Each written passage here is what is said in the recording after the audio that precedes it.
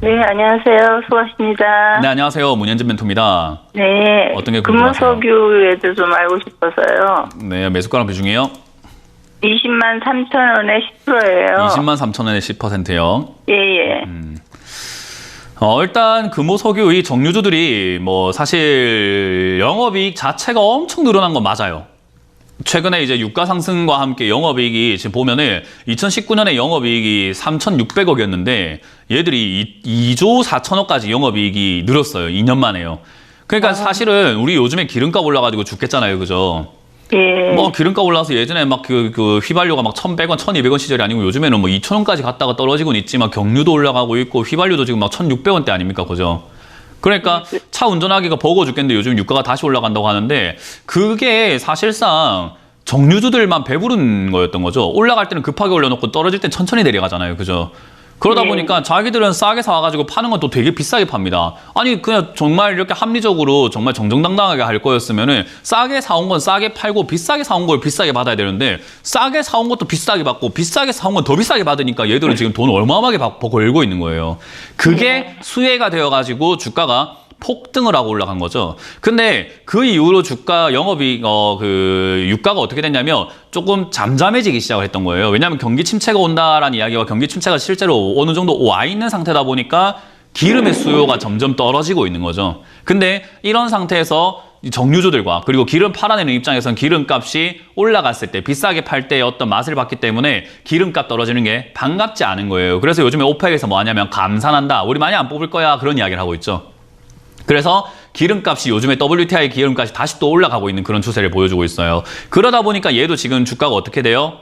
야, 얘들 또 그러면 또 싸게 사와가지고 또 비싸게 팔아먹겠네라는 기대감들이 형성이 되고 있는 거죠. 아마 이 유가 상승은요, 더 갈 가능성이 높습니다. 그래서 지금 배럴당 90달러 선에서 왔다 갔다 하고 있지만은 아마 130달러 정도, 150달러까지 아마 저는 치솟아 올라갈 가능성이 높다고 봐요. 그래서 지금 겨울이 오면은 지금 유럽 에너지 대란과 러시아와 우크라이나 사태 이런 것들을 감안을 해봤을 때 얘들 약간 N자 반등으로 다시 올라갈 가능성이 있어 보입니다. 근데 이거는 약간 그럴 가능성이 있지 않을까라는 분석인 것뿐인 거지 확신은 아니에요. 그 차이가 뭔지는 알고 계시죠? 네, 그래서 그럴 수도 있지 않을까이기 때문에 여기서 추가 매수하세요라는 그런 확신은 드리고 싶지 않고 그렇게 안 했으면 좋겠어요. 그냥 튀어오를 수 있는 힘은 있겠다 생각이 드니까 그냥 홀딩하시면은 아마 20만 원대까지는 충분히 올라온다고 봅니다. 만약에 제 분석이 맞다면 20만 원까지는 충분히 올라올 거라고 보니까 본전 정리가 가능할 거예요. 근데 아유, 고맙습니다. 아니 그거 고마운 게 아니고 제가 뭐 맞춘 것도 아니고 아무것도 아니니까. 아니요 듣고 싶은 이야기 들었다고 고마워하지 마세요. 그건 잘못된 태도예요. 네, 그래서 지금 여기서는 밑으로 빠져내려갔을 때 12만 원, 11만 원까지 내려가게 되었을 때요. 여기서 혹여나 좀 멈춰준다면은 저는 그때는 추가 매수가 좀 가능하지 않을까 싶은데 아마 멈출 가능성보다는 이대로 그냥 그대로 20만 원대까지 한번 시세 내지 않을까 싶기도 해요. 만약에 유가가 지금 계속 올라간다면요.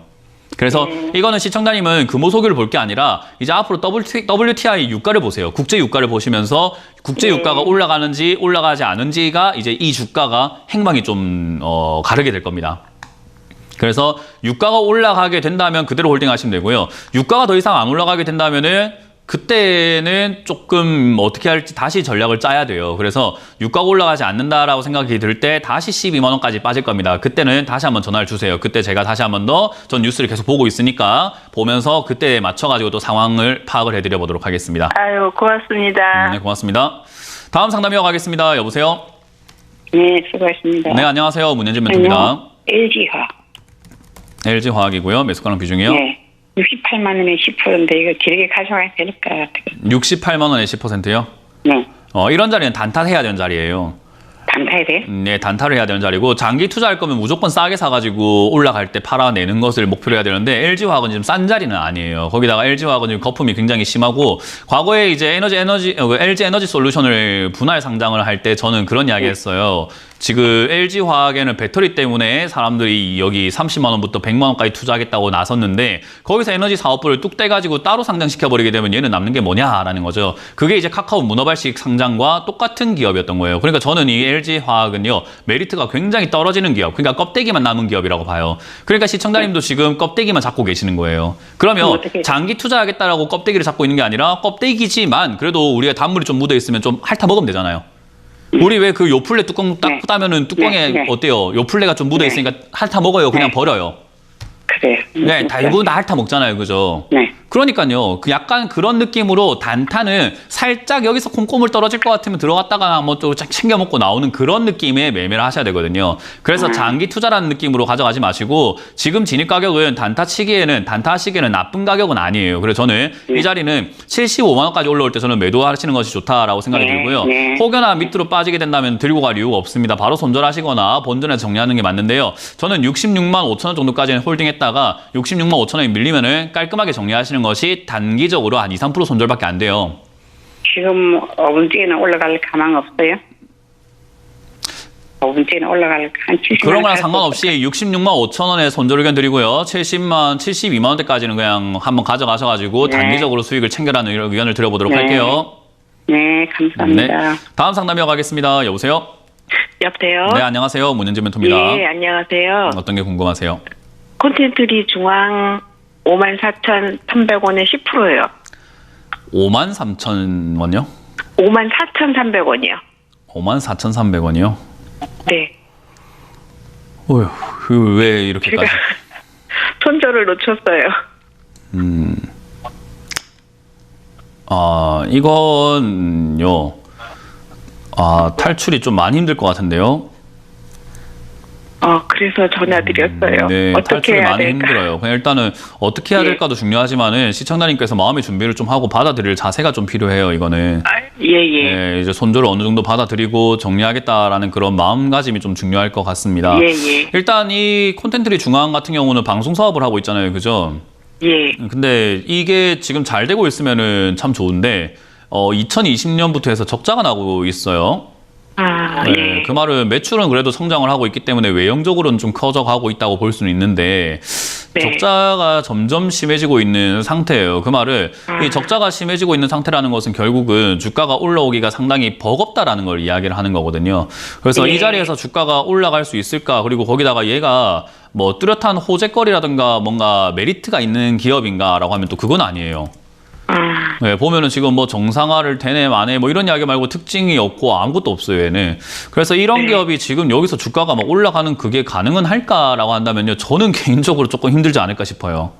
예. 그래서 이거는 제가 마음의 준비를 좀 해라라는 게 조금 아프더라도 네. 그냥 손실 보고 잘라낼 준비를 해라는 거고요. 손실 보고 잘라낸다고 했을 때 제가 항상 많은 투자자들께 당부해드리는 말씀이 뭐냐면 내 종목만 보지 말고 제발 시장을 봐라라는 이야기를 좀 많이 하거든요. 손절을 하실 거면 시장 상승기에서 상승 끄트머리 하는 게 제일 좋겠죠. 왜냐하면 네네. 시장 상승기라는 것은 이 콘텐츠리 중앙도 올라간다는 이야기예요. 나쁜 기업, 좋은 기업 상관없이 시장이 안 좋을 땐 2,000개 종목 중에서 한 1,800개가 떨어지게 되고요. 네. 시장이 좋으면요, 2,000개 종목 중에서 1,800개가 올라가게 돼요. 그러면은 내가 아무리 안 좋은 기업을 잡고 있다 하더라도 정말 상장 폐지가 될 만한 기업이 아니고서는 올라간단 말이에요. 예. 그러면 시장이 안 좋은 지금 같은, 그리고 지금 시장은 솔직히 말해서 한 바닥 잡을 수 있는 구간이라고 저는 계속 강조해드리고 있거든요. 예. 바닥일 수도 있는 자리에서 손절하면 시청자님은 제일 싸게 파는 사람인데 나중에 시간이 지나면 억울하지 않겠습니까?